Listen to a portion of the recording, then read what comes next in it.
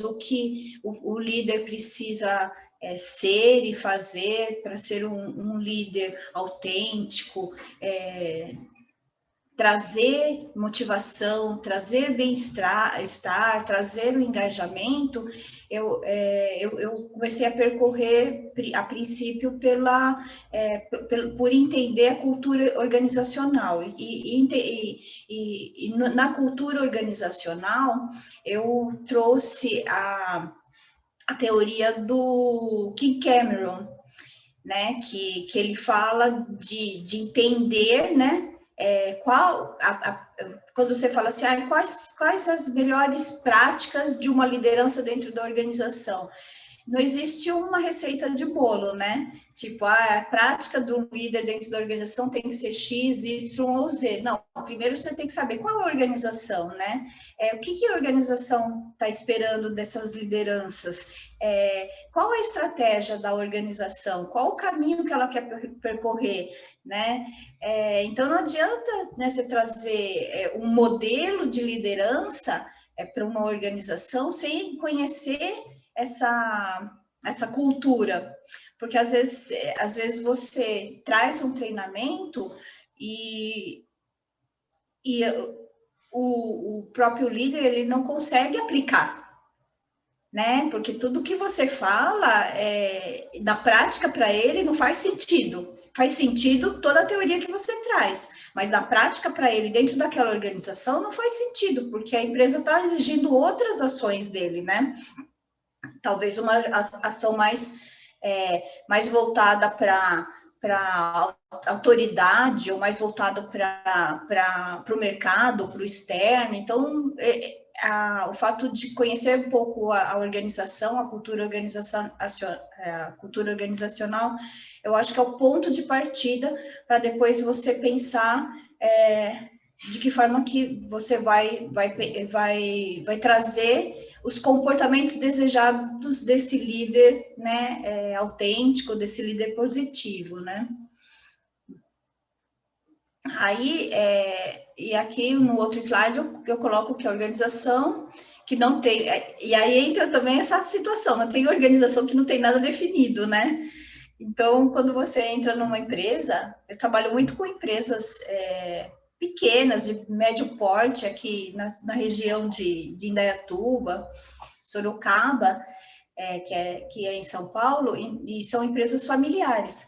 E às vezes eu percebo que a empresa ela não tem muito definido a estratégia. Às vezes ela cresceu porque teve um boom, ou o filho está levando porque o pai que montou, sabe? Então, assim, ela não tem uma coisa muito direcionada, isso fica muito complicado, né? Eles querem ampliar, eles querem crescer, mas eles não querem algumas definições, ou talvez eles até tenham essas definições, mas não transmitem, né, para os seus liderados, ou para os líderes, ou para os gestores. Então, isso também são complicações que a gente enfrenta numa análise da cultura organizacional. Então, eu trouxe, dentro do meu trabalho, falando sobre cultura organizacional, os 4 quadrantes, né, os 4 grandes tipos da cultura organizacional, definido por Kim Cameron, né, e para cada uma delas, o líder deve adotar algumas ações que sejam mais congruentes, né, são posturas do líder que sejam mais congruentes à cultura da organização. Então, Kim Cameron, ele classificou 4 tipos de culturas, que é a cultura clã, cultura adocracia, cultura hierárquica e cultura de mercado. A cultura clã é um estilo mais familiar, né? Busca colaboração, é amigável, procura dar oportunidade a todos, é voltado para dentro, ela vem bem assim, como se diz, restrita, né? E eu consigo identificar claramente algumas organizações em que eu atuei como consultoria, esse tipo de cultura. E muitas vezes, só para exemplificar, né? Às vezes você vê um profissional, até um líder, muito ruim, muito ruim. Um líder que ninguém gosta, mas ele tem 10, 15, às vezes 20 anos lá. Então, a diretoria ela não vai mexer com esse líder, porque é praticamente como é que, que a gente fala até, né? Um objeto já de ativo fixo da empresa. É uma empresa cultura clã. Então, talvez tenha que identificar isso e trabalhar em cima de posturas desse líder que venha atender essa cultura organizacional. E eles também, né, a direção, entender que a cultura deles é essa, mas nesse sentido, eles também entrarem numa reflexão do tipo, será que a gente quer continuar sendo assim? Será que é esse o melhor caminho? Será que não é melhor pensar em mudanças? Isso é muito importante. Um outro tipo de cultura que Cameron traz que é a cultura da adocracia, que são empresas que buscam a inovação, ela quer sempre estar um passo à frente, geralmente são as empresas de tecnologia. Então, essa cultura da adocracia, ela tem crescido muito, principalmente nas empresas de tecnologia, de startup, e outras empresas que querem seguir esse modelo, né?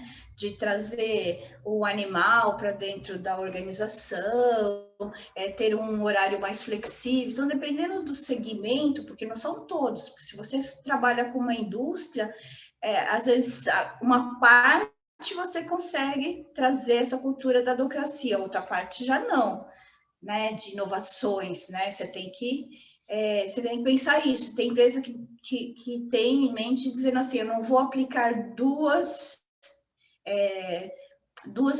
medidas diferentes para a mesma empresa, tá? Então, em geral, adota uma única linha de atuação. Então, é mais complicado essa cultura da adocracia, porque tem que ter um segmento específico que possa trabalhar nessa linha de cultura.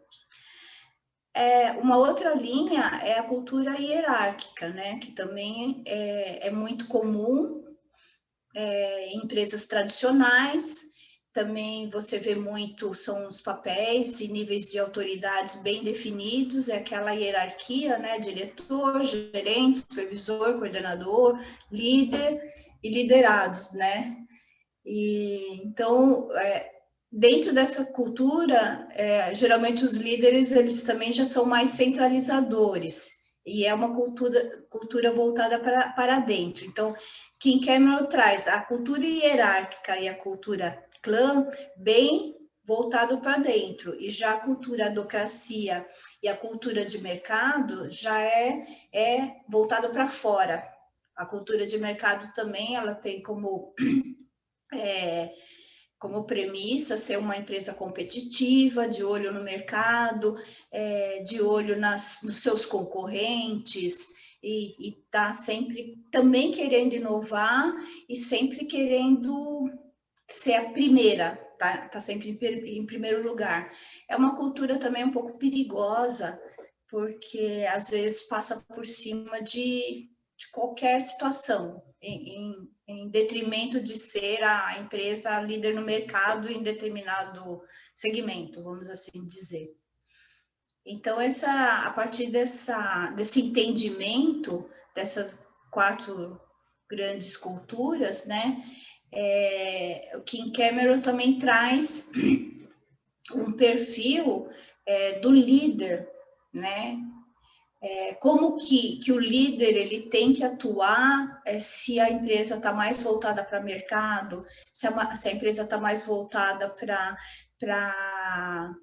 para inovação, se a empresa está mais voltada para hierarquia, ou se a empresa é mais familiar, né? Então, isso é interessante, porque, na realidade, assim, como que a partir do momento que eu identifico qual que é o perfil principal a cultura principal da empresa que eu estou trabalhando, eu posso atuar, né, de